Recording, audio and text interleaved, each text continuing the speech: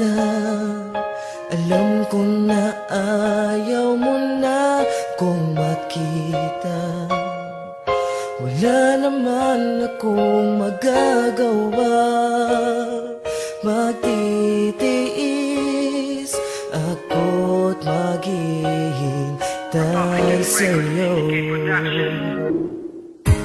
Kahit na ako'y nababaliw sa iyo, mas mabuti lang nga yata ito kesa ang mawala ka.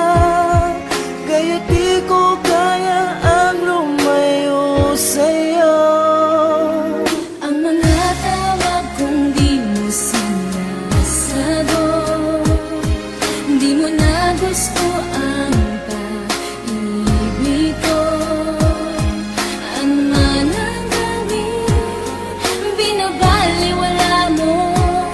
Ako yung hihingi ng tawad sa iyo. Sa harap ng iyong pinto ay maghihintay, kahit na parang di mo ko nakikita. Masakit ang lahat, pero patuloy akong maghihintay sa iyong pagbalik.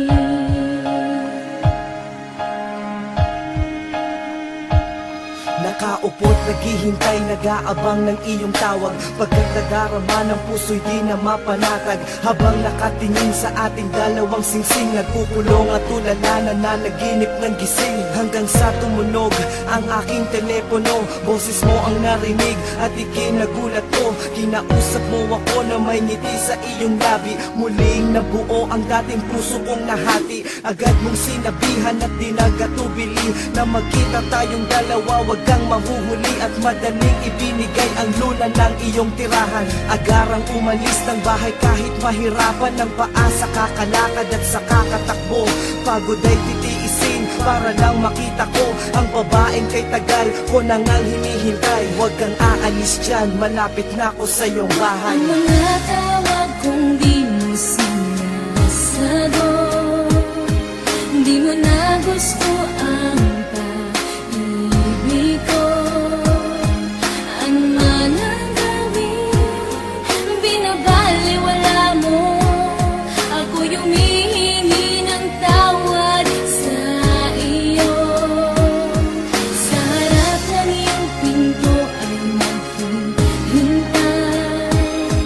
kahit na parang di mo ko nakikita. Masakit ang lahat, pero patuloy akong maghihintay sa iyong pagbalik.